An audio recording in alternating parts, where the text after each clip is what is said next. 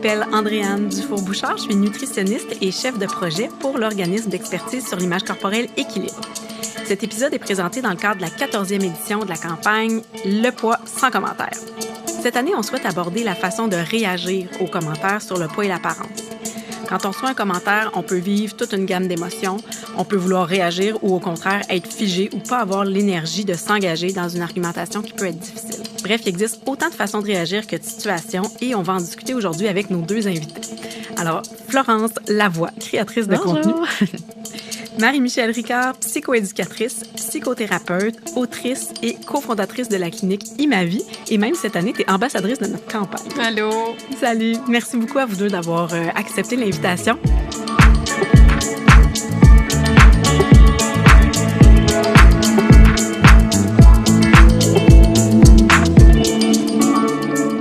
J'aimerais ça savoir, qu'est-ce qui vous tient à cœur? Pourquoi vous aviez envie de venir aujourd'hui discuter avec nous des commentaires sur le poids et l'apparence? Qu'est-ce qui vous touche là-dedans? Je peux commencer. Dans le fond, pour moi, c'est vraiment pour outiller tout le monde, moi y compris, tu sais, vraiment les personnes qui sont professionnelles, grand public, parce que ces conversations-là ont plus leur place. Tu sais, on peut manquer de stratégie. Je pense qu'il faut normaliser que c'est difficile d'y faire face. Fait que si aujourd'hui, là, on peut vraiment sortir avec une boîte à outils, là, ça serait déjà ça de gagner. Fait qu'il faut continuer d'en parler, là. Fait que, ouais, on va clarifier bien les affaires aujourd'hui. Oui, absolument. Ouais, ça, c'est bon parce que justement, moi, j'ai publié une vidéo récemment qui a émergé énormément de commentaires très négatifs, mais il y en avait aussi des positifs. Mais je pense que justement, de collaborer ensemble pour justement ces outils-là à avoir pour comment répondre, est-ce qu'on répond pas. Donc, oui, moi, ça me tient aussi beaucoup à cœur parce que moi, je suis exposée sur les réseaux sociaux depuis tellement d'années, donc autant des commentaires en ligne qu'en vrai, j'en reçois constamment. Donc, de mettre ça en lumière aujourd'hui. C'est pas toujours facile de savoir comment réagir non plus, donc autant de sensibiliser les gens à parler d'autres choses, mais aussi d'aider les gens à prendre conscience qu'il faut justement changer de sujet. Donc, on va discuter de tout ça aujourd'hui. On le sait justement, c'est encore très, très fréquent, les commentaires sur le poids et l'apparence. C'est facile de commenter aussi souvent parce que l'apparence, c'est la première chose qu'on voit d'une personne. Il y a aussi beaucoup de préjugés à l'égard du poids, de grossophobie qui sont malheureusement à l'origine de plusieurs commentaires. On dirait aussi que des fois, pour d'autres personnes, c'est juste une façon d'entrer en contact, d'amorcer une discussion sans nécessairement avoir conscience des impacts que ça peut avoir. Puis justement, c'est tellement normalisé qu'on sous-estime souvent ces fameux impacts-là. Donc, qu'est-ce que ça fait quand on reçoit un commentaire sur le poids ou l'apparence? C'est quoi les conséquences? Ben, tu sais, je pense que c'est vraiment important de nommer que les conséquences sont néfastes. C'est pas tout le monde qui le sait. Tu l'as nommé, ça fait partie ce qu'on appelle le small talk. Hein? Mais c'est pas juste du small talk, les conversations un peu anodines. D'abord, là, ça augmente l'insatisfaction corporelle. Ça nous maintient dans une préoccupation collective. Hein? C'est pas juste individuel, c'est collectif, cette affaire-là. Ça augmente la honte corporelle. Et tout ça, cette honte-là, c'est tellement difficile à ressentir, à maintenir à l'intérieur qu'on observe que les comportements de surveillance corporelle, de comportement corporel, de contrôle corporel vont augmenter aussi. On internalise le modèle unique de beauté. Je suis en train de nommer plein d'affaires vraiment très désagréables. C'est lourd à porter, là, tout ça. Là. Fait que le coût à payer, il est vraiment lourd, il est grand. Oui, définitivement, parce que même des fois, je pense à quelqu'un qui va dire « Ah, t'as tellement un beau visage! » Là, c'est comme « Ah, ben merci, mais... » C'est un peu bizarre à recevoir. Oui, exact. Tu sais, des fois, on dirait, oui, ça vient d'une bonne intention de dire « Ah, t'es belle! » ou tu sais, justement, t'as un beau visage, mais ça automatiquement vient me dire que tu me dis « Ah, mais le reste est pas beau. » Donc, des fois, les gens, tu sais, justement, ça vient comme du small talk, mais après ça, tu y repenses, tu sais, tout le reste de ta journée en disant comme « Ah, OK, ben, tu aurais pu juste dire « Ah, t'es belle » ou « T'as une belle énergie » ou peu importe, mais ouais. Oui, puis ça nous amène aussi à toute la comparaison sociale, ce qu'on observe qui augmente beaucoup avec toutes les conversations sur le poids. Oui, définitivement. C'est vrai. Puis là, on vient de parler de l'impact sur la personne qui reçoit le commentaire, mais il y a aussi souvent encore l'impact collatéral sur toutes les autres personnes qui sont témoins de ce commentaire-là, auquel on pense pas toujours. Tu sais, on se dit, si quelqu'un entend mon commentaire ou si je parle de quelqu'un d'autre, c'est pas très grave, mais ça a des impacts aussi pour les gens qui entendent les commentaires, même si ça leur est pas directement adressé. C'est quoi les impacts? Est-ce que ça ressemble un peu aux impacts sur la personne elle-même? Les mêmes. Donc, tout ce qu'on a nommé par rapport à la personne qui entend ce commentaire-là, on observe que c'est les mêmes par rapport aux personnes qui gravitent alentour. Fait que, tu sais, il faut pas oublier que ce qu'on appelle les témoins, finalement, tu sais, quand je parlais de préoccupation collective, on est toutes dans le même bateau. Alors, les personnes qui entendent les commentaires, donc les personnes qui peuvent être dans cette conversation-là, mais qui n'ont pas pris part à la conversation, ont ressenti la même honte, ont été confrontés à cette même comparaison sociale-là. Fait qu'il faut pas les oublier, là. Fait qu'on est toutes dans le même bateau.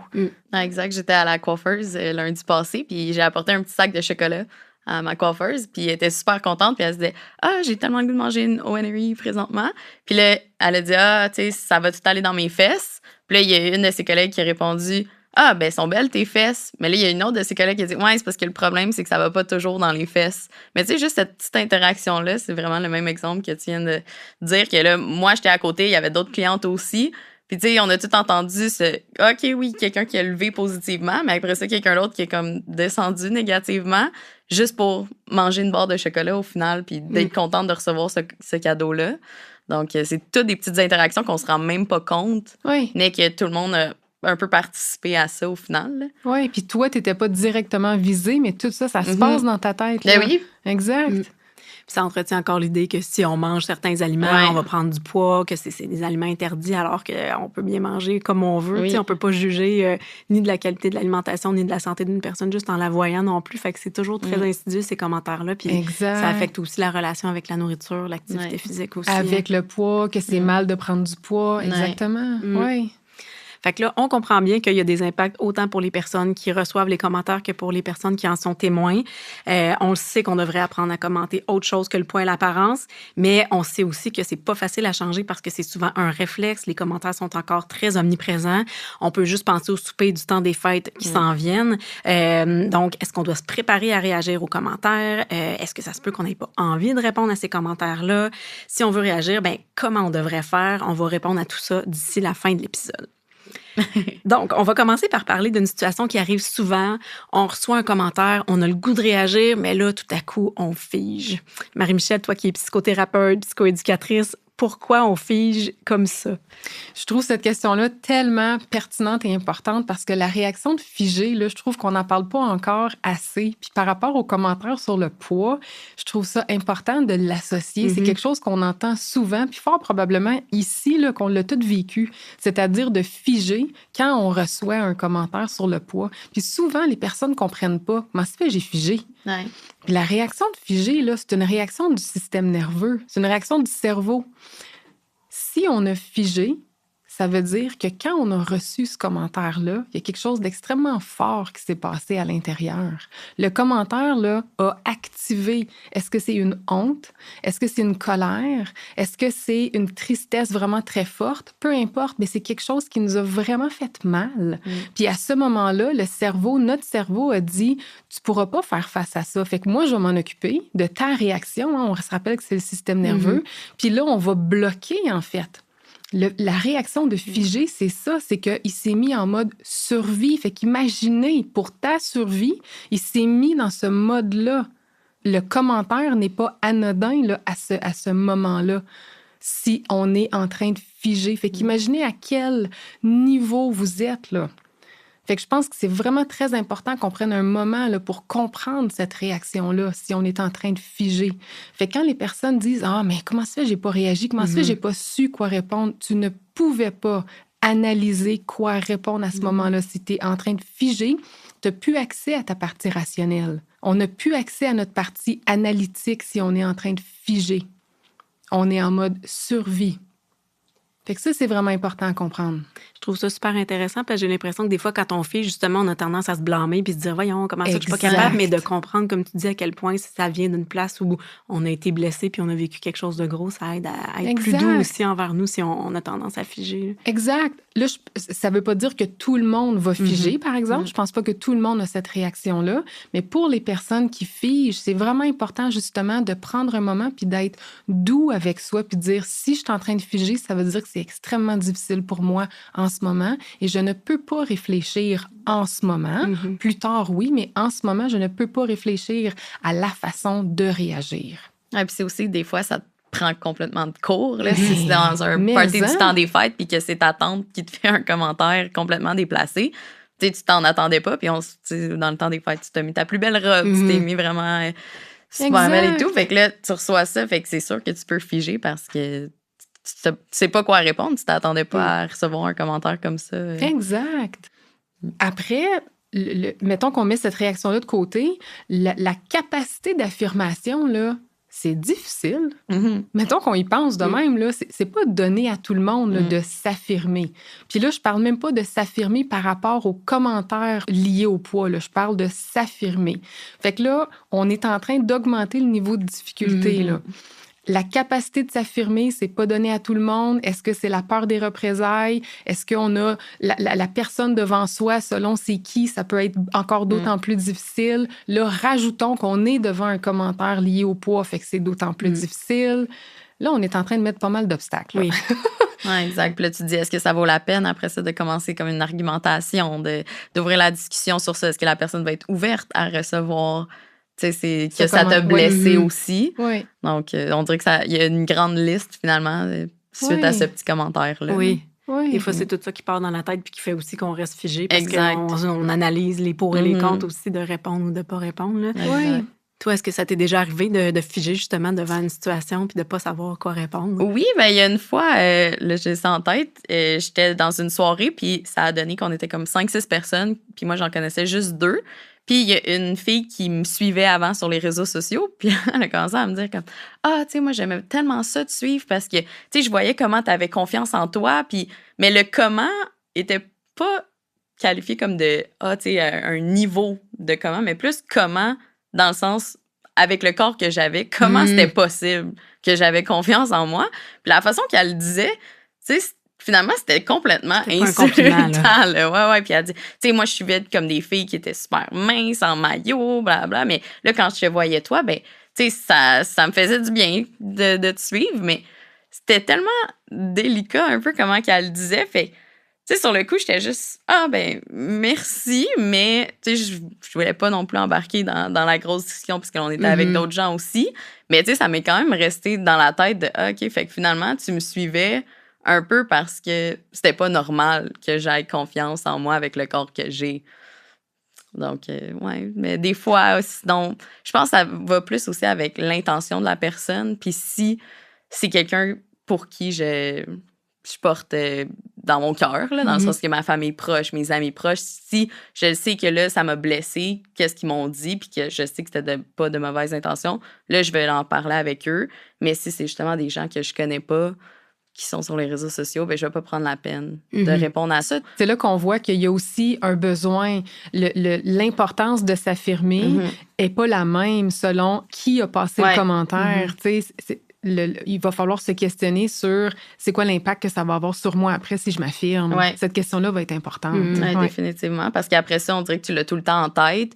Puis là, justement, si, exemple, c'est ma mère qui fait un commentaire, ben ma mère, j'ai une relation proche avec elle, donc ça va être bien plus important. Alors que quelqu'un que j'ai aucune idée c'est qui me laisse un commentaire sur ma vidéo, je vais pas commencer à argumenter avec toi quand ton but, initialement, c'était une mauvaise intention, puis d'être méchant ou peu importe. Mais ou pas. Tu sais, peut-être que l'intention, c'était pas ça, mais t'es pas en relation avec cette personne-là. Oui, donc au final, je peux pas savoir, puis ça donne rien de savoir ou non. Tu sais, c'est juste de l'effacer, mais c'est sûr que là, quand tu reçois 1000 commentaires en l'espace de 3 jours, c'est pas normal d'avoir autant de tout ça que tu vois passer. Donc, c'est sûr que même si tu rentres pas en contact avec ces gens-là directement, ben ça va avoir un impact dans tous les cas. Là. Sur les réseaux sociaux, c'est particulièrement un endroit où les gens se permettent beaucoup de commentaires aussi, souvent méchants. Là. C'est comme Exact, si on puis- oublie qu'il y a une vraie personne derrière l'écran des fois où on fait juste se permettre parce que c'est comme un peu, malheureusement, la norme des fois sur certaines plateformes. Là. Exact. Puis, tu sais, ces gens-là, jamais ils diraient ça en vrai, ou Mhm. peut-être, là, mais je pense que c'est assez rare que quelqu'un il dirait dans la rue directement, genre, hey, t'es vraiment grosse, toi. Comme...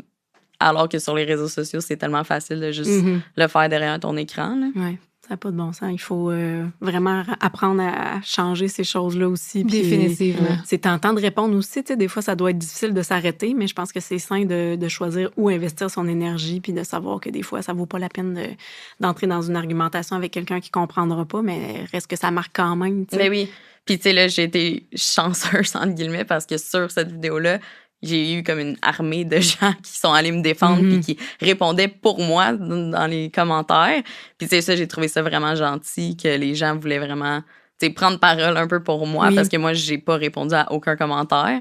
Fait que de voir ça, que les gens sont prêts à défendre quelqu'un qui est mis dans une situation un peu plus vulnérable, je trouvais ça beau puis positif aussi de voir ça, malgré toute la haine. Oui. Oui. Ouais. Ça met un peu comme un baume sur Ouais. l'événement négatif. Là. Oui. Puis dans le fond, justement, on vient de dire, des fois, on n'a pas le goût d'argumenter, des fois, on n'a pas toujours le goût de répondre, des fois, on pense que ça vaut pas non plus la peine d'investir cette énergie-là pour des gens qui comprendront pas nécessairement. En même temps, tantôt, tu disais, Marie-Michel, c'est une façon de s'affirmer.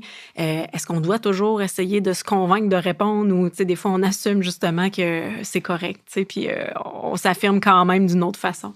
Non, c'est pas obligatoire de s'affirmer. Tu sais, je pense que là, on parle évidemment des commentaires liés au poids, mais on peut le comparer à l'affirmation en général. Dans la vie de tous les jours, on s'affirme pas tout le temps. On fait des choix, puis des fois, on laisse passer des choses. C'est la même chose pour les commentaires liés au poids. On va en laisser passer, puis c'est bien correct. Fait que c'est important que le public aujourd'hui comprenne puis entende qu'il n'y a pas de pression. On va faire des choix, puis on l'abordera tantôt, tu sais, on va se poser des questions. On parlait de relations, Florence, tantôt. Qui a émis ce commentaire-là? Comment je me sens en ce moment? Est-ce que ça vaut la peine pour moi de m'affirmer? Puis des fois, la réponse, là, mais ça va être non. Puis je vais faire le choix de me retirer. Puis à ce moment-là, je vais choisir quand même d'aller voir à l'intérieur de moi comment je me sens, qu'est-ce que ça m'a fait. Fait que je pense que ce retour-là de moi envers moi va être important. Je pense que là, l'important, c'est pas d'éviter puis de faire comme si c'était rien passé, ça me fait rien, ça n'existe pas. Ça, je pense que ça serait une erreur. On tomberait dans l'évitement. Donc, la réaction, entre guillemets, la réponse va être avec moi. Mais l'affirmation directe avec la personne qui a émis le commentaire n'est pas essentielle, pas tout le temps. Non, c'est correct. C'est important ces nuances-là aussi parce que dans le cadre de la campagne, on veut inviter les gens à prendre peut-être plus le réflexe de réagir quand c'est possible de le faire aussi, mais évidemment, on veut pas faire sentir mal les gens qui ont pas envie ou qui sentent que c'est pas le moment. Là. Non, puis il y a des contextes où ça sera pas possible, puis c'est correct. Oui. Là, parlant de contexte où peut-être que c'est possible ou pas possible ou moins possible. En tout cas, Florence, tantôt, tu parlais, par exemple, dans le temps des fêtes, quand c'est, exemple, ta tante qui te fait un commentaire. Bien, des fois, dans ce temps-là aussi, c'est justement des membres de ta famille que tu vas revoir. Des fois, ça peut valoir la peine d'en parler parce que, justement, c'est des gens qui peuvent cheminer puis comprendre puis qui sont proches de toi. Mais des fois aussi, si ça fait un froid, bien, ça peut être justement des gens que tu vas revoir avec ce malaise-là. Ouais. Fait que qu'est-ce qu'on peut essayer de se dire pour se donner du courage si on le sait, là, qu'il y a quelqu'un dans notre famille qui fait toujours des commentaires puis qu'on s'est dit, là, cette année, là, j'aimerais ça réagir. Comment on peut essayer de s'encourager? Ben, je pense que ça dépend aussi, tu sais, si c'est justement ta grande tante que tu vois juste à Noël puis que tu le sais que même si tu y parles, ça va rien changer. Moi, je serais portée à juste comme, OK, je vais laisser faire. Mais justement, si c'est quelqu'un que je vois plus souvent, ben peut-être pas à ce moment-là directement dans le party de Noël, mais tu sais, quelques jours après, dire comme, hey, juste te dire que quand tu as fait ce commentaire-là il y a quelques jours, j'ai moins aimé ça. Puis juste de faire comme un petit compte-rendu un peu de comment ça a fait te sentir parce que la personne, ça peut se dire, ah, ben voyons donc, tu sais, jamais j'aurais pensé que ça a eu cet impact-là. Puis après ça, ben ça peut ouvrir les yeux. Puis cette personne-là fera plus ce genre de commentaires non seulement à toi, mais aux autres. Donc, je pense que ça peut être bon de juste faire un petit rappel par la suite. Puis, tu sais, peut-être pas sur le moment directement pour pas créer un froid non plus avec les autres, mais... Moi, ça me fait penser à quelque chose, tu sais. Des fois, ce que j'entends, c'est cette personne-là passe toujours des commentaires. Fait que des fois, ce qui donne le courage, c'est, ben je m'en attends. Donc, en me préparant à ce que je vais recevoir un commentaire, ben j'aimerais aborder cette personne-là comme quasiment de front, tu sais. Mm-hmm. Hey, ma tante, je veux juste te dire, tu sais, je veux pas qu'on parle de... Là, on en parlera tantôt, là, tu sais, pour savoir comment formuler ça, mais c'est comme, je vais me préparer à recevoir le commentaire, fait que je vais la préparer, elle, au fait que je veux pas recevoir de commentaire. Fait que des fois, c'est même ça qui va m'aider à ramasser ce courage-là. Fait que ça, c'est une idée que j'ai. Puis l'autre idée, c'est, tu sais, quand j'entends je veux pas créer de froid, je trouve ça tout le temps intéressant parce que c'est comme si j'accepte, moi, le froid intérieur. en recevant le commentaire sur mon poids, en ne voulant pas, moi, créer le froid de l'autre bord. Mais quel beau débalancement relationnel. Oui, parce que c'est l'autre personne qui crée le froid dans le fond. Exact. Fait que c'est comme une belle réflexion à avoir. Je dis pas qu'il y a une réponse, là, mais je trouve que la réflexion est quand même très intéressante à avoir là, parce que toi, tu l'as, ce froid-là ou ce malaise-là, cet inconfort à l'intérieur de toi parce que tu reçois le commentaire. Puis tu n'as pas à recevoir ce commentaire-là sur ton poids, tu sais. Non, c'est vrai. C'est vrai. Puis des fois, on dirait que les gens qui reçoivent les commentaires vont un peu cacher leur réaction parce que c'est pas socialement valorisé de réagir. Exact. Alors que si des fois, on répond, la personne qui reçoit notre réponse va être fâchée puis elle va réagir. Tu sais, c'est vrai qu'il y a un certain débalancement puis c'est intéressant de le soulever. Là. Cette norme-là, il faut qu'elle change. Là. Hein, c'est devenu une norme que là, c'est correct, c'est normal, on fait des commentaires sur le poids. Puis là, la norme, c'est, vis avec ce malaise-là, là, de recevoir le commentaire sur le poids, puis l'inconfort t'appartient. Non. Exact, alors que la personne qui a causé ce malaise-là n'a pas nécessairement de conséquences. Exact. Par rapport à ça. Et non, s'il y a une chose à nommer aujourd'hui, c'est non. Non. On va en parler. On n'a pas à accepter cette norme-là, bien qu'elle existe. Oui, à ton nom. On va en parler. Des fois, justement, le fait de dénoncer certaines situations ou de réagir aux commentaires, ça peut avoir des impacts positifs. Comme toi, dans la vidéo que tu as faite, tu disais, oui, il y a eu des commentaires négatifs, mais il y a aussi beaucoup de gens qui sont venus comme alliés, répondre aussi, puis j'imagine aussi dire que ça leur faisait du bien, tu sais, d'entendre ton témoignage.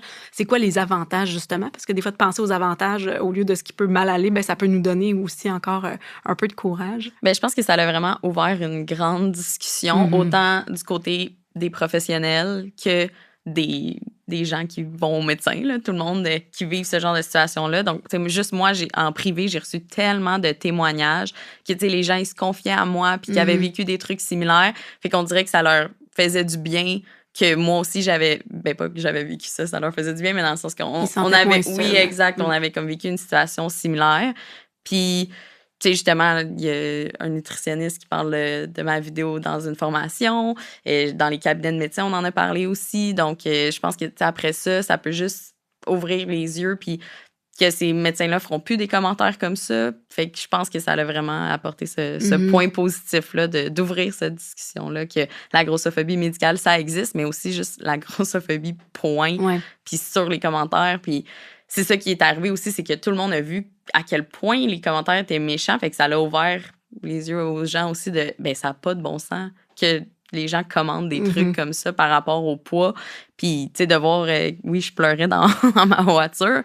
Je comprends pas comment tu peux voir quelqu'un dans cet état-là, autant vulnérable, puis te dire, hey, je vais l'insulter en plus. Donc, tu sais, je pense que les gens, justement, sur Instagram, qui connaissaient ces gens-là qui ont commenté, t'sais, ils leur ont dit comme « Hey, ça se fait pas faire ça, là. » Donc, je pense que ça, c'est les points positifs quand même de juste avoir une meilleure conscience sur les commentaires qu'on fait. Puis le médecin, probablement, qui avait pas des mauvaises intentions, il voulait comme dire ça en blague, mais c'est pas une blague qui est drôle, dans le fond. Là. Surtout dans le contexte de la société où est-ce qu'on le sait qu'il y en a tellement des préjugés à l'égard du poids, puis que le poids, c'est tellement un sujet qui devrait être plus nuancé quand on l'aborde. Il faut faire attention à la façon d'en parler, puis on peut pas faire de blagues avec ça. Là. Ben non, exact. T'sais, moi, je pense au phénomène d'entraînement, pour répondre à ta question de tantôt. Quand on s'affirme, que ce soit directement, quand on met nos limites, quand on dit ce que ça nous fait, quand on reçoit un commentaire sur le poids, je pense vraiment au phénomène d'entraînement. Quelqu'un nous entend, quelqu'un nous voit. Puis je pense que ça fait une vague, au même titre que quand tu as publié ta vidéo, il y a eu cette vague-là après. Puis c'est ça un phénomène d'entraînement. On parlait de normes tantôt, la norme des commentaires sur le poids. Je pense que ça peut ressembler à un château de cartes, cette affaire-là. les commentaires sur le poids. Mais un château de cartes qui tient debout en ce moment juste parce qu'il n'y a pas assez de monde qui le déstabilise. Puis s'il y a de plus en plus de gens qui se permettent de le déstabiliser, ça va finir par tomber. On peut le faire tomber. Je peux pas croire qu'on va vivre longtemps dans une société où ça tient debout, cette affaire-là. Alors, il faut parler, il faut se tenir debout. Ouais. Puis plus on va faire des balados comme ça, plus on va faire des campagnes, plus on va s'affirmer individuellement et collectivement, le château de cartes va finir par tomber. Vraiment. Il y a un phénomène d'entraînement qui va se créer. Puis on le voit quand même plus qu'avant là, sur les réseaux sociaux, tu sais, quand il y a des commentaires grossophobes ou des commentaires sur le poids qui n'ont pas leur place, les gens ont plus tendance quand même à réagir qu'avant. Des fois, c'est peut-être plus facile quand c'est pas nous directement puis qu'on réagit pour quelqu'un d'autre. Oui, puis ça fait du bien quand c'est pas nous autres. Regarde le bien-être que toi, tu as ressenti, non seulement quand tu as publié ta vidéo, mais quand d'autres personnes sont venues commenter sur ta vidéo. Ça n'a pas le même impact. Non, exact. C'est vrai, le rôle d'allié est super important là-dedans. Exact. Aussi. On va pouvoir en reparler plus tout à l'heure quand on va arriver dans les solutions. Puis moi, j'aime ce que tu dis aussi, l'impact d'effet d'entraînement aussi, mais que les gens nous entendent. Tu sais, autant quand on fait un commentaire sur le poids, il y a des impacts collatéraux négatifs sur les témoins, mais à l'inverse, tu sais, quand on fait un commentaire puis qu'on réagit dans le fond à ces commentaires-là puis qu'on dit qu'on ne devrait pas faire ces commentaires-là puis qu'on explique les raisons, bien, ça a un impact collatéral aussi positif sur les gens qui nous entendent. Puis ça peut donner envie aussi de faire la même chose. Là. C'est-tu là que je peux parler de la crainte de l'isolement social? Ben oui, vas-y. On fait des commentaires sur le poids, même si ça ne fait pas notre affaire, parce que c'est la norme de faire des commentaires sur le poids. On rentre un peu dans le moule des commentaires sur le poids. Fait que même si on reçoit un commentaire sur le poids, on le sait, ça se voit, on peut répondre par un commentaire sur le poids. On dit « Ouais, je sais, j'ai pris du poids. Ouais, je sais, j'ai perdu du poids. Ouais, je sais, mon corps a changé. » Même si ça ne fait pas notre affaire, parce que c'est la norme, parce qu'on ressent cette pression-là sociale, premièrement. Et deuxièmement, ce que les recherches démontrent, c'est qu'on a peur de se faire isoler. On a peur de se faire rejeter. Tu sais, l'espèce de commentaire de « Bon, c'est bien, toi, on peut pas t'en parler. Bon, c'est bien, toi, on peut plus rien te dire. Bon, c'est bien. » Fait que ça, c'est difficile à recevoir pour tout le monde. Et ça, quand on reçoit ça, on se fait exclure du groupe. On veut pas vivre ça, personne. C'est difficile, ça, de plus appartenir au groupe social, plus appartenir à notre famille, plus appartenir à ce groupe-là qui parle de poids, qui parle d'apparence, qui fait ce genre de commentaires-là. Fait que même si ça fait pas notre affaire, on va avoir tendance, finalement, à parler de poids ou à ne pas s'affirmer. Donc, si je m'affirme, si j'entends quelqu'un s'affirmer, ben le phénomène d'entraînement va aller adresser cette crainte-là. Parce que si, quand je vais voir, moi, cette personne-là, ou quand moi, je vais le faire, ben je vais protéger, en fait. C'est vrai, c'est super intéressant. Puis on dirait que quand tu dis ça aussi, ça me fait penser à toute la grossophobie. Tu sais, déjà que la grossophobie, c'est aussi beaucoup d'isoler les personnes qui sont pas dans la norme, entre guillemets. Ben en plus de s'affirmer puis de risquer d'être encore plus rejeté ou isolé, tu sais, c'est comme doublement difficile, là. Fait que je pense qu'encore là, l'importance d'alliés qui peuvent, quand c'est le moment ou quand c'est opportun, tu sais, prendre la parole, essayer de faire changer les choses aussi, c'est vraiment intéressant. Oui, puis important parce que, puis j'en reparlerai tantôt, puis je vais être bien tannante avec ça, mais c'est cette crainte-là, parce qu'on n'arrête pas de dire, mais pourquoi qu'on n'arrête pas d'en parler? Pourquoi c'est aussi prévalent dans la société, les commentaires? C'est parce qu'on a tellement peur en tant que société de se retrouver toute seule. Puis c'est pour ça que c'est aussi prévalent. Puis c'est comme une espèce de colle, là, qui nous maintient ensemble dans ces conversations-là qu'on n'aime pas. Et plus on va s'affirmer, plus on va faire face à cette peur-là ensemble, plus on va se rendre compte que ben, finalement, on n'est pas rejeté, mais ensemble. C'est vrai. Puis là, tu parlais tout à l'heure justement de cette idée-là qu'on peut se faire rejeter. Tu sais, c'est sûr que de commenter, ça a plein d'avantages positifs. De réagir aux commentaires, en fait, ça a beaucoup d'avantages très positifs, mais des fois, il peut avoir aussi des impacts négatifs, comme tu viens de dire. Il y a des gens qui peuvent décider de nous isoler ou de nous rejeter. à quoi on devrait se préparer des fois si on veut répondre à des commentaires pour justement pas avoir juste une vision de licorne, là, tu sais, qu'on sache ce qui peut aussi nous arriver de négatif pour décider justement est-ce que je m'affirme ou est-ce que je m'affirme pas.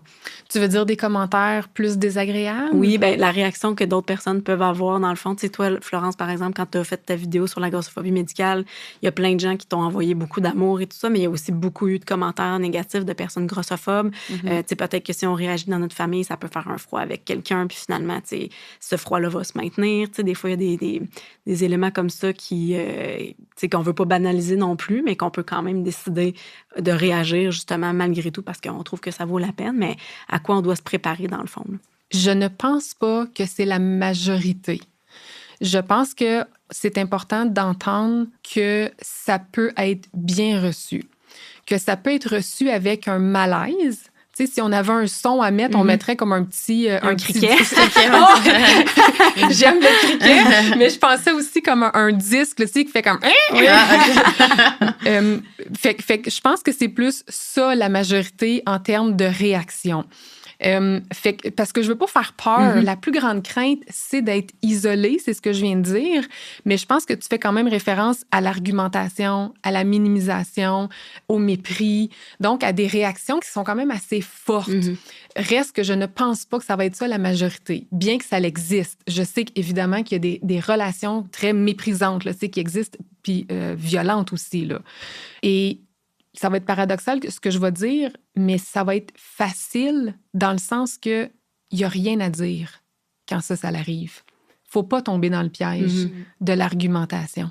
Si on s'affirme et que la réaction, c'est une réaction d'argumentation, de demande de justification, que c'est de l'invalidation, qu'on minimise ce qu'on vient de dire, je vais répéter mon affirmation et ça va finir là. That's it. Non, exact, parce qu'au final, ce commentaire-là, il est fait par rapport à nous. Tu sais, c'est pas une argumentation que tu parles d'un sujet X qui n'a pas de lien avec les deux personnes concernées. Tu sais, là, tu fais un commentaire par rapport à mon poids, à mon image, à ma personne. Fait que je pense que c'est bien de justement s'affirmer puis de dire comme ça, je l'accepte pas, c'est non. Puis... Ben, c'est que, en plus, tu es centré sur toi en ce moment. Tu sais, si tu argumentes, si tu minimises, si tu invalides, là, tu me parles même plus de moi. Là. Non, exact. Là, tu me parles de toi, c'est toi. Tu m'écoutes plus, là. Puis moi, j'ai été très claire, je t'ai demandé de pas parler de mon poids. Et là, ça vient de prendre le bord. Là. Fait qu'il n'y a plus rien qui va sortir de cet échange-là. Là, puis il n'y a personne qui va gagner. Exact. Puis après ça, c'est de considérer, OK, ben, la place de cette personne-là dans ma vie, est-ce qu'elle vaut la peine ou non? Parce que si tu n'es même pas capable de juste comprendre que moi, je veux pas un commentaire par rapport à mon poids, puis tu continues à le faire, puis en plus, tu argumentes pour le faire, c'est comme... ça vaut peut-être pas la peine d'entretenir cette relation-là nécessairement, je pense. Là. C'est vraiment des bons arguments. Puis je trouve que c'est encourageant, Marie-Michel, aussi que tu dises, tu sais, des fois, on a peur de ces obstacles-là ou de ces réactions-là, mais que c'est pas dans la majorité des cas. Puis effectivement, de tolérer le petit malaise que ça peut générer, mais sachant que ce malaise-là, en général, va se conclure par quelque chose de positif aussi. Là. Puis se souvenir qu'on n'a pas de pouvoir sur cette réaction-là. On a du pouvoir sur nous. Notre affirmation va toujours être importante. Nos limites vont toujours être importantes. Cette personne-là peut décider qu'elle méprise, qu'elle n'est pas d'accord, qu'elle nous demande de nous justifier. Ça va lui appartenir. Elle dit ce qu'elle dit. Mais nous, on ne veut pas parler de notre poids. Puis ça va toujours être important. C'est notre limite. C'est bien d'entendre aussi des exemples. Tu sais, on va y arriver justement. Là, tantôt, tu commençais à dire un peu des pistes. Qu'est-ce qu'on répond? Parce que des fois aussi, on veut répondre, mais là, on est un petit peu maladroite, on ne sait pas exactement. Fait qu'on arrive à la partie concrète là, où on va vraiment discuter de ça. Fait que quand on a pris le temps de réfléchir, justement, de se préparer, ça peut nous donner un peu plus confiance pour essayer d'avoir moins tendance à figer. Est-ce qu'il y a des questions, justement, qu'on peut se poser pour nous aider à savoir par où on commence quand on reçoit un commentaire sur le poids? Bien, j'aime bien... Il n'y a pas de protocole, OK? Je pense que ça nous stresserait plus de savoir comment... OK, c'était quoi l'étape 1? Étape 1, étape 2, étape 3. Mais j'aime bien, tu sais, me demander, OK, qu'est-ce qui se passe à l'intérieur de moi? Ça me fait quoi, là, ça? Fait qu'habituellement, on fait référence à une émotion. C'est quoi l'émotion que je ressens? Puis depuis tantôt, on se demande, c'est quoi le contexte, là? Tu sais, dans le contexte, c'est qui la personne qui m'a passé ce commentaire-là? Est-ce que j'ai le goût là, de répondre? Fait que, tu sais, c'est à peu près les questions qui nous aident à orienter la suite habituellement. Puis, dans le fond, tu sais, on n'a pas l'obligation de répondre. On se le disait tantôt aussi. Si on répond pas, comment on peut réagir sans réagir, finalement? Tu sais, tantôt, tu disais de réaliser que ça nous a fait quelque chose. Là. Je pense que c'est probablement ça la clé. Oui. Moi, j'aime bien prendre un moment, partir. Tu sais, on parle des fêtes depuis tantôt. Puis les fêtes, habituellement, c'est une espèce... excusez, c'est peut-être pas ça, mais moi, je vois tout le temps l'espèce de grande table, tu sais, comme ici, avec un buffet. Puis c'est comme s'il y avait eu un commentaire alentour de ce buffet-là. Puis admettons que ça arrive sur cette table-là. Il n'y a rien qui nous empêche de quitter la table, puis de s'en aller un petit peu plus loin, puis de prendre un moment, nous avec nous. Ça peut être, tu sais, si la personne passe un commentaire, ben de ne pas renchérir. Tu sais, sans pas renchérir, ça veut dire de pas... je donnais cet exemple-là tantôt, tu sais, de pas... c'est vrai, j'ai perdu du poids. C'est vrai, j'ai pris du poids. Bon, de pas nourrir... La conversation. Exact, sur le poids. Fait que la personne va voir que ça vient de mourir là, cet échange-là. Ça peut être des façons de... C'est une réaction, mais qui n'est pas... elle est molle comme réaction, tu sais, mais elle est présente quand même. Fait que c'est deux bons exemples, je trouve, qui ne demandent pas une affirmation active, mais qui est présente quand même. Qui n'entretiennent pas, là. Exact. Toi, Florence, est-ce que tu réponds toujours aux commentaires? Tu sais, comme tu donnais l'exemple de chez la coiffeuse, ben là, c'est ça, c'est difficile de répondre dans ce contexte-là. Est-ce qu'il y a des moments, justement, où tu te dis, ah là, non, ou bien où tu fais un peu comme Marie-Michel? Généralement, on dirait que je suis plus portée vers le non parce que moi, de base, j'ai une super famille, des super amis qui feront pas des commentaires comme ça, donc j'ai pas à gérer ça dans mon quotidien. Puis je suis une personne qui déteste comme la confrontation puis l'argumentation et tout. Donc si c'est quelqu'un qui est pas important pour moi, je vais juste laisser aller. C'est sûr que si, là, on va dire, je suis dans un lieu public puis que quelqu'un faisait un commentaire qui a vraiment pas de bon sens, tu sais, qui attaque quelqu'un d'autre, là, je pense que je prendrais vraiment sa défense parce que là, ça se fait juste pas dans la société. Mais généralement, je suis plus portée à ne pas répondre. Puis même, là, oui, on a parlé de ma vidéo qui a généré comme beaucoup de commentaires, mais quand j'en reçois aussi des mauvais commentaires sur d'autres vidéos hors contexte, je suis plus tentée à juste supprimer et bloquer la personne. Mais tu sais, c'est un bon exemple chez ta coiffeuse de pas de relation nécessairement proche avec la personne. Ça te tentait pas dans ce contexte-là de réagir. Tu l'as entendu, tu l'as laissé passer, mais t'as pas renchéri sur le commentaire. Non, exact. Mais en même temps, dans cette situation-là, on dirait je sais pas qu'est-ce que j'aurais pu dire dans le sens de comme, ben là, les filles, on dit pas ça, mais en même temps, ça aurait, tu sais, j'ai l'impression que ça aurait créé un certain froid dans un sens parce que c'est comme, tu sais, eux, ils ont pas pensé là, que c'était négatif. Qu'est-ce qui se passait, je pense? Bien, on peut réfléchir. Tu sais, mettons qu'on brainstorm. Dans une autre situation, mettons quelqu'un qui est vraiment motivé puis qui se dit, moi, ça me tente. Aujourd'hui, je suis motivée puis je me dis, je réponds. On aurait pu dire, pour vrai, c'est poche comme commentaire. Ouais. Ça me tente pas, là, comme, on peut-tu manger des chocolats en paix? Ouais. Ça aurait pu être juste ça. Oui, définitivement. Mais c'est pas obligatoire pareil. Tu sais, quand on dit que toutes les solutions sont possibles, c'est un exemple parmi tant d'autres. Puis ce que toi, tu as choisi comme possibilité, c'est tout à fait possible aussi. Oui, définitivement. Mais c'est ça, on dirait quand t'es pas préparé, puis tu le sais pas que c'est ça qui va arriver, t'es comme pris au dépourvu de « Ah, mon Dieu, je viens d'entendre une situation... » Tu es témoin de ça, mais là, est-ce que je rentre dans là déjà qu'il y avait 3 personnes impliquées? Est-ce que je me rajoute? Est-ce que je suis juste témoin? Fait qu'on dirait qu'on est constamment dans des situations comme ça qu'on entend ou qu'on fait partie ou qu'on est vraiment impliqué.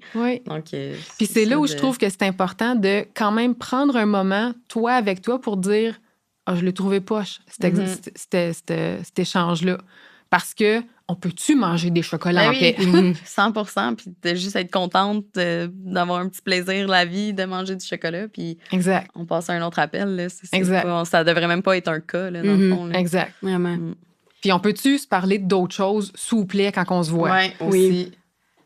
Mais je pense que tu vas y arriver avec des suggestions et des solutions. Mais moi, j'aime aussi la manière dont tu as amené ça. Tu disais, bon, là, aujourd'hui, je me sens prête. Là, des fois, tu sais, selon comment on se sent par rapport à ça aussi, mais tu sais, de se dire, je pourrais me donner un petit défi, là, d'être plus à l'affût puis d'essayer de répondre de temps en temps un peu plus, tu sais. Puis effectivement, des fois, on se sent pris au dépourvu ou c'est pas le moment, mais tu sais, ça demande un petit effort, c'est certain, mais des fois, l'effort, c'est en faisant un effort pour commencer à changer ce mouvement-là que là, tranquillement, ça va avoir son effet d'entraînement aussi. Fait que... Mais je trouve ça important qu'est-ce que tu apportes parce que ça fait partie des facteurs qui influencent aussi l'affirmation personnelle. L'humeur, la fatigue, ce sont 2 facteurs. Il y en a d'autres, là, mais qui peuvent influencer que je me suis plus affirmée aujourd'hui, moins affirmée aujourd'hui. Fait que... Puis c'est ni correct ni pas correct, là, on observe. Oui. Puis le temps des fêtes, c'est pas toujours la période où on est la plus reposée avec l'enchaînage de soupers, de repas de famille et tout ça, des fois, selon notre contexte. Fait que c'est peut-être des fois plus difficile de répondre aussi encore plus. Là. Oui. Là, dans le fond, on a développé un outil, justement. On a identifié 4 genres de façons de répondre là, qu'on s'est proposé chez Équilibre, puis on a mis ça par écrit là, sur un outil qui va être disponible sur notre site web. Je vais le mettre dans le descriptif du balado.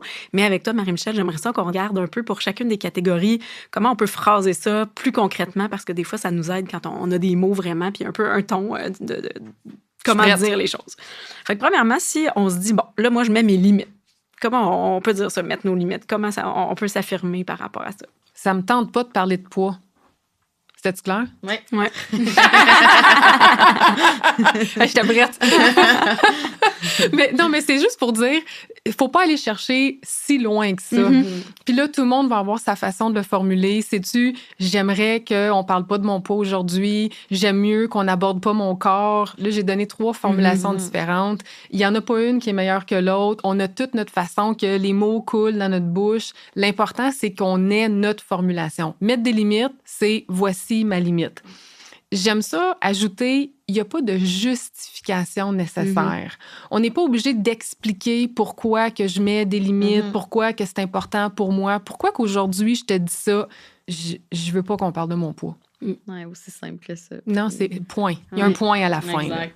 C'est vrai qu'on peut se sentir obligé de se justifier, tu sais, puis c'est bien d'apprendre à juste arrêter avec la limite qui est exprimée. Là. Non, après ça, on mange des carottes, puis une pointe de tarte, puis c'est vraiment bon. J'ai mis du ketchup, j'adore ça, le ketchup. Ouais, on change de sujet. That's it. OK, bye. C'est terminé. mais il est là, le malaise. Oui, on rappelle que ça va créer un malaise parce qu'il y a une norme sociale qui entoure les conversations sur le poids. Puis le malaise, il nous appartient pas. On va 100%. tout le partager. Ah, ça te rend mal à l'aise? Ben, viens-t'en, on va en parler. Non. Non, mais c'est correct qu'il y ait un malaise. C'est pas grave. Ça va passer. Ça va exactement. Ça va passer. C'est pas un problème, ça. C'est pas grave. Puis si, au contraire, on veut pas être aussi affirmatif, mais qu'on a peut-être plus envie d'exprimer notre ressenti à la personne, ça peut ressembler à quoi comme genre de phrase? Ça va être un peu plus difficile, je pense, parce que quand on exprime un ressenti, il y a une dose de vulnérabilité supplémentaire. Ça veut dire que la personne, elle est prête à s'exposer, à partager cette vulnérabilité-là. Fait que j'aime nommer que voici ce qui s'en vient là, à la personne, pas à l'autre personne qui va recevoir, mais la personne qui partage ses émotions. Donc, on va nommer qu'il y a un malaise. Ça me rend mal à l'aise quand que tu abordes mon poids. Je me sens inconfortable quand tu parles de mon corps. J'aime mieux qu'on n'aborde pas ma perte, ma prise de poids parce que ça me rend inconfortable. Fait que il y a une limite, mais je t'informe de ce que ça l'active à l'intérieur de moi. Alors, il y a une coche de différente. Hein? Il y a quelque chose de plus. Je te mets au courant. Habituellement, quand on s'ouvre avec une vulnérabilité, la relation est plus proche avec la personne parce que, justement, il y a une proximité de plus. Donc, c'est pas des personnes éloignées de nous parce que, justement, je te parle de mes émotions. Il faut juste être consciente de ça. Puis, il n'y a pas une façon. Là, on vient de nommer deux catégories différentes. Il n'y en a pas une qui est meilleure que l'autre. Je pense que c'est important de voir ça répond à quel besoin à l'intérieur de moi. Pourquoi est-ce que je choisirais une plus que l'autre? Alors, voilà. En fonction du contexte puis de la proximité avec la personne, comme tu disais. Exactement. Aussi, puis des fois, ça répond aussi à soit le commentaire qui a été dit ou l'accumulation de Oui. commentaires. Fait que des fois, tu sais, on parlait tantôt de se préparer parce que là, telle personne, ça fait souvent plusieurs commentaires ou alors, c'est peut-être un parent très proche. Donc, on va entre guillemets, se servir, mais d'une façon positive là, de ma vulnérabilité parce que je sais que ça va toucher cette personne-là. Exact. Parce qu'elle ne le sait pas, parce qu'elle m'aime, j'aime cette personne-là et que de la mettre au courant que ça me blesse, elle va comprendre mieux versus mettre une limite à une personne que je vois une fois ou 3 ans.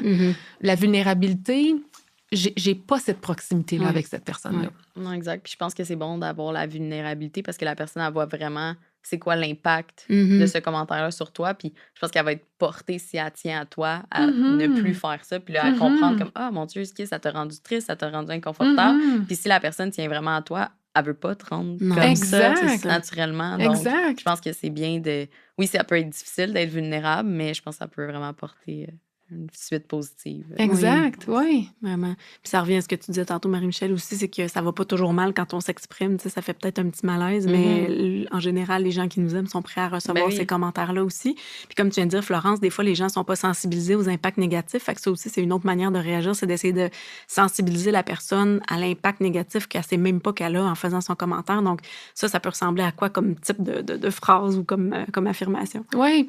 Les deux autres catégorie, la sensibilisation, puis l'autre qu'on va parler tantôt, j'aime dire, ça demande, je vais dire, y aller avec parcimonie. Donc, de sensibiliser quelqu'un, je pense que c'est important de voir à l'intérieur de nous comment on se sent avant d'y aller, avant de s'affirmer de cette façon-là. Parce que c'est important de voir, est-ce que la personne, elle est dans un état d'ouverture pour être sensibilisée? C'est je vais dire dangereux, c'est peut-être un gros mot, là, c'est peut-être pas le bon non plus que j'utilise, mais c'est parce qu'on voit des fois des échanges. Évidemment qu'on a un objectif de sensibiliser et malheureusement, l'objectif n'a pas pu être atteint parce qu'il n'y avait pas d'ouverture ou alors parce que la personne, elle était dans un état plus colérique. Parce qu'elle avait été blessée, of course, par le commentaire axé sur le poids ou sur son corps. Donc, de vouloir sensibiliser, c'est de dire, savais-tu que le commentaire que tu viens de faire a des impacts néfastes? Peut-être que c'est pas ton objectif, sûr et certain que c'est pas ça que tu veux faire par ton commentaire, mais en fait, ça augmente mon insatisfaction corporelle ou augmente la honte corporelle ou tous les effets néfastes qu'on a nommés tantôt. Donc, ça demande un temps d'arrêt dans l'échange. Ça demande beaucoup d'ouverture chez l'autre personne. On n'est pas dans « je mets une limite ». C'est une conversation qu'on va avoir. Alors, ça prend un moment opportun. Et des fois, ce qu'on voit, c'est qu'on n'a pas nécessairement choisi ce temps-là pour l'avoir. Alors, je pense qu'il faut vraiment choisir ce temps-là. Voilà, c'est ce que j'essaie de dire. Puis des fois, ça se fait peut-être moins sur le coup. C'est peut-être d'en reparler après, comme tu disais, Florence, tout à l'heure, que des fois, ça vaut la peine d'en reparler plus tard, mais peut-être pas réagir nécessairement. Là, c'est toujours le coup de l'émotion. Là. Oui. Puis l'autre niveau aussi, on dirait qu'on va de la stratégie la moins impliquante vers la plus impliquante. C'est d'inviter la personne à réfléchir, discuter avec elle, justement, d'où ça part et tout ça. Je te laisse nous en parler plus. Oui, exact. Fait que celle-là aussi, là, je la trouve, tu disais, très impliquante. Donc, je suis curieuse de voir qu'est-ce qui t'amène à émettre ce genre de commentaires-là sur le poids. Alors, c'est très confrontant comme affirmation. Parce que, évidemment, on va tenir pour acquis que les personnes qui émettent des commentaires sur le poids ne sont pas malveillants. OK? Ce qui est pour la majeure partie le cas. OK? Fait qu'on va laisser la minorité de côté. Donc, c'est une belle réflexion à avoir, ça. Ces échanges-là peuvent être très, très fructueux. Là. Peuvent avoir beaucoup il y a beaucoup qui peut ressortir de cet échange-là. Encore, faut-il être ouvert d'esprit? Et choisir, je vais répéter ce que j'ai dit tantôt, choisir son moment, que la personne veuille avoir cet échange-là aussi. Donc, qu'on ne soit pas activé dans une colère, que ça ne soit pas fait de façon passif-agressive. Donc, voilà. Beaucoup de choses à prendre en considération. Oui. Mais ça peut valoir la peine aussi parce que des Vraiment. fois, comme tu dis, ça part d'une insécurité que l'autre personne a, de vécu que cette personne-là a aussi qui transfère un peu sur nous. Fait que la réflexion est intéressante. Exact. Oui. Très important à voir. Oui. Puis toi, Florence, parmi ces stratégies-là, est-ce qu'il y en a une qui te parle plus? Est-ce qu'il y a différentes stratégies comme ça que tu as déjà essayées? Moi, je dirais vraiment, tu sais, avec le côté de vulnérable, puis d'en parler avec les personnes qui sont proches. Mais aussi, ça m'a fait penser à une autre façon, si je peux dire. Mais, tu sais, sur les réseaux sociaux, avec nos amis, on s'envoie tout le temps des vidéos de n'importe quoi qui sont drôles ou peu importe. Mais là, je pense justement à la vidéo de sensibilisation qu'Équilibre a faite avec Debbie. Bien, ça, c'est facile de le partager à justement quelqu'un à qui on pourrait penser qui fait des commentaires, puis de juste envoyer ça, puis dire comme « Hey, tu sais, je pense que cette vidéo-là, ça pourrait peut-être t'aider parce que moi, j'ai reçu des commentaires de ta part. » Puis, tu sais, de juste y aller facilement comme ça à travers les réseaux sociaux, ça peut peut-être être plus facile aussi pour certaines personnes qui... Tu sais, des fois, c'est difficile d'avoir des conversations en vrai, mais par message texte, ça peut être plus facile. Puis là, avec l'aide, justement, d'une vidéo comme ça qui passe sur les réseaux sociaux, je pense que ça peut être peut-être une bonne façon de sensibiliser les autres puis nos proches. Wow! C'est comme informatif en passant. Puis peut-être pour ceux qui ne sauraient pas de quelle vidéo tu parles, c'est qu'on a fait une vidéo dans le cadre de la campagne La grossophobie, ça suffit, où Debbie Lynch White, justement, montrait toutes les situations, les micro-agressions, dans le fond, grossophobes qu'elle peut vivre au cours d'une journée. Puis des fois, quand on ne vit pas cette situation-là, nous, comme personne, ben on n'en est pas nécessairement conscient. Fait que l'idée, c'est juste d'en prendre conscience. Puis effectivement, les contenus qu'on développe, ça se veut jamais accusateur. T'sais, on veut vraiment essayer juste d'amener les gens à prendre conscience des fois d'une réalité qui n'est pas la leur. Ouais. On va en faire une d'ailleurs pour la semaine, pour la campagne Le poids sans commentaire. Donc peut-être que ça peut être partagé aussi à la famille, mais c'est vrai que des fois, ça peut être moins confrontant dans ce contexte-là. Ça peut être aussi d'une façon un peu subtile tu partages cette vidéo-là parce que justement, elle est beaucoup partagée, mais là, de l'envoyer spécifiquement à certaines personnes qui ne la verraient peut-être pas passer, mais là, ça peut leur ouvrir les yeux de « Ah! » Tu sais, c'est intéressant, ce sujet-là. Puis justement, il y a beaucoup de gens que ça fait pas partie de leur réalité, puis de pas penser que, oui, des fois, il y a des gens qui ont besoin d'une extension dans l'avion ou, tu sais, puis ils se disent, ah, ben là, ça devrait être ton wake-up call. Mais non, c'est parce que le siège n'est juste pas adapté pour cette personne-là. Donc, tu sais, de juste avoir ces petits messages-là qui peuvent améliorer un peu ta vision, puis de comment tu vas parler après ça aux autres. Donc. Mais c'est vraiment intéressant parce que c'est une façon de s'affirmer, mais comme, je sais pas comment le dire... sous l'aile un peu de prendre un moyen à côté, on dirait. Mais tu sais, je te l'envoie. Tu sais, c'est toi qui y envoie. Tu prends le... Oui, puis c'est comme, voici... Ben, en fait, tu t'affirmes pareil parce que tu dis, j'ai reçu des commentaires de ta part. Mais moi, je trouve ça excellent comme moyen, là. Puis tu demandes rien en retour. Là, tu dis pas, on s'en parle plus tard. Dis-moi qu'est-ce que t'en penses, mais t'envoies le vidéo. Exact. Fait que d'après moi, la personne dit ça va quand même l'affecter en se disant comme hey, c'est vrai que j'avais dit ça, c'était peut-être pas correct et tout, sans qu'il y ait une confrontation ou une discussion nécessairement claire, mais je pense que ça peut quand même apporter le même résultat. Oui, vraiment. Super intéressant. Puis est-ce que tu as remarqué si ta façon de réagir aux commentaires a évolué au fil du temps, tu sais, par rapport à peut-être justement l'affirmation qui a fait un effet d'entraînement qui a pu te donner le goût de plus de t'affirmer ou des fois, au contraire, tu sais, des situations qui se sont moins bien passées qui font en sorte que là, peut-être ça te fait douter, mais est-ce que ça a changé? C'est sûr que, tu sais, moi, ça fait vraiment, vraiment longtemps là, que je suis sur les réseaux sociaux, donc j'avais 15 ans, puis je recevais des commentaires comme ça. Donc, c'est sûr que oui, ça l'affecte, veut pas. Puis, tu sais, des fois, tu te dis, ben voyons, pourquoi je reçois ça? Comme la vidéo où je suis en train de faire un maquillage, là, pourquoi tu es en train de me dire que je suis grosse ou peu importe, ça n'a aucun lien. Donc, c'est sûr que oui, ça l'affecte, mais tu sais, au fil du temps, je me suis bâti une bonne carapace quand même. Mais je pense qu'au final, ça va toujours être positif de s'affirmer parce que oui, là, je pleurais dans ma voiture, puis c'est pas la plus belle vidéo de moi nécessairement, mais là, ça a un impact positif quand même, que je suis ici aujourd'hui pour en parler, que, comme on a dit tantôt, dans les formations, dans les cabinets de médecins et tout. Donc, s'affirmer, ça va toujours être positif, puis d'utiliser sa voix, autant que là, je l'ai utilisé pour moi, mais au final, ça va avoir un impact positif sur les autres aussi qui n'ont pas eu nécessairement la chance d'utiliser leur voix sur une plateforme comme ça. Donc, non, je pense que c'est toujours bon de s'affirmer parce qu'au final, ben, c'est nous qu'on veut mettre de l'avant puis c'est vers un chemin positif qu'on veut aller. Donc, mais c'était une vidéo affirmative. Oui. C'est ça qui est important. Tu sais, ce qui est ressorti, moi, je te connaissais pas. C'était une vidéo où est-ce que ce qui ressortait, c'est ça ne peut pas exister, ces commentaires-là. Voici comment je me suis sentie. C'est terminé, là. Exact. Ça existe, ça ne peut plus exister. Il faut qu'on en parle. Tu le disais tantôt, hors micro, ça l'a ouvert un échange, une discussion. Tant mieux. C'était ça l'objectif. Exact. Puis, tu sais, au final, oui, parce que moi, je me filme constamment dans ma vie. Donc, de me filmer en train de pleurer, c'est pas... c'est rien de spécial pour moi. Mais je pense que c'est ça qui a un peu choqué les gens parce que c'était raw, là. C'était vraiment l'émotion directement comme ça que je l'ai vécu. Puis, tu sais, j'étais sortie du médecin il y a 2 minutes, puis j'étais en larmes. Fait que c'est pas normal de sortir de ton rendez-vous dans cet état-là. Fait que je pense que c'est ça aussi qui a apporté le choc de OK, ça existe vraiment, la grossophobie médicale, puis il faut que ça cesse. Là.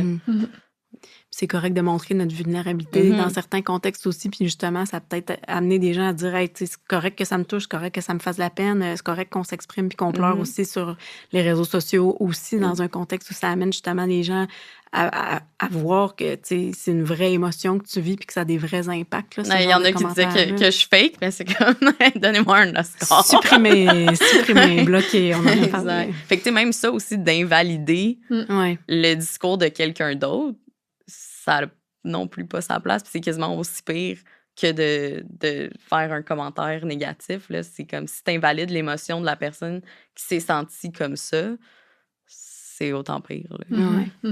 Sur les réseaux sociaux, des fois, ça vaut la peine justement de pas se poser trop de questions sur la façon de répondre aussi à des insultes, des gens méchants. Tu sais, je pense qu'il y a une minorité qui sont très présents sur les réseaux sociaux, qui ont l'air de se surexprimer, on dirait. Là.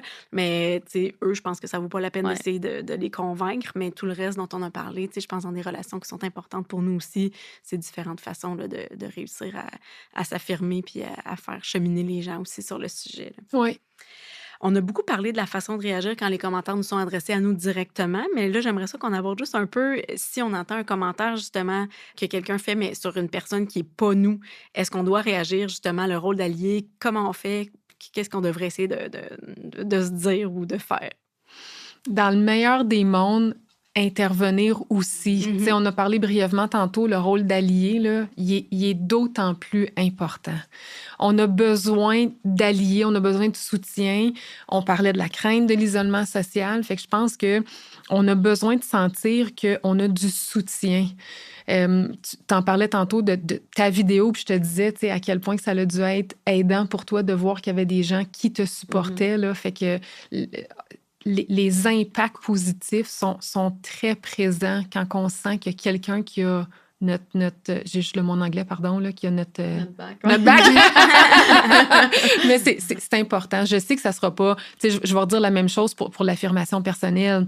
Ça sera pas tout le temps possible, puis même que ça peut être d'autant plus difficile de s'affirmer quand c'est pas dirigé envers nous. Là. Tu sais, les mêmes obstacles sont présents, mais c'est important. Vraiment. Fait que si on avait un message qu'on aimerait que les gens retiennent de nos échanges aujourd'hui, ça serait quoi? Bien, en fait, il y a quelque chose qu'on n'a pas dit, puis c'est qu'il y a tellement d'autres sujets. En fait, tous les autres sujets sont tellement plus importants que le poids. Fait que est-ce qu'on peut parler de d'autres choses que le poids? On s'aime pour toutes. Autre que l'apparence et le poids. Fait que quand on se rend compte, tu sais, parle-moi de ce qui se passe dans ta vie, parle-moi de tes projets, parle-moi de tes enfants, de ta famille, de ta job, de ton couple, parle-moi de tes émotions, parle-moi de toi. Ton poids m'intéresse pas. Ton apparence m'intéresse pas. Mais il y a tellement de choses qui m'intéressent de toi. C'est toi que j'aime là, dans notre relation. Alors, est-ce qu'on peut développer des relations beaucoup plus vrai, beaucoup plus authentique, fondé sur un lien de proximité. Ça, je pense que c'est à retenir d'aujourd'hui. Vraiment. Toi, qu'est-ce que tu aimerais? Ben, c'est très beau. T'es d'accord? Oui, je suis vraiment d'accord. Puis de juste arrêter les commentaires sur le poids, qu'ils soient positifs ou négatifs, ça a juste plus sa place. Puis de se concentrer sur l'intérieur et pas l'extérieur. Moi, j'aime beaucoup l'effet d'entraînement aussi, tu sais, tranquillement de commencer, puis ça peut faire boule de neige. Je pense que c'est tous des éléments qui sont à retenir. Vraiment. Mais merci beaucoup pour les discussions aujourd'hui, pour les échanges, pour tous les conseils aussi, le partage authentique. Je pense qu'on s'est bien intéressé à vous et aussi à comment réagir aux commentaires sur le poids et l'apparence. Fait que je pense qu'on doit apprendre à communiquer puis à parler d'autres choses, comme tu le dis si bien, Marie-Michel. Je pense que c'est important aussi de jamais oublier que notre valeur comme personne est pas liée à notre apparence. Peu importe ce que la norme nous fait croire, peu importe ce que les gens peuvent dire ou penser autour de nous. Donc, si vous avez aimé les contenus abordés dans ce balado et que vous avez envie d'en apprendre plus sur tout ce qui touche à la relation avec le corps, la nourriture et l'activité physique, rendez-vous sur équilibre.ca et suivez-nous sur les réseaux sociaux Instagram et Facebook à Groupe Équilibre. Merci à Virage Sonore pour l'enregistrement, le montage, le mixage et la composition musicale du balado. Merci. Merci.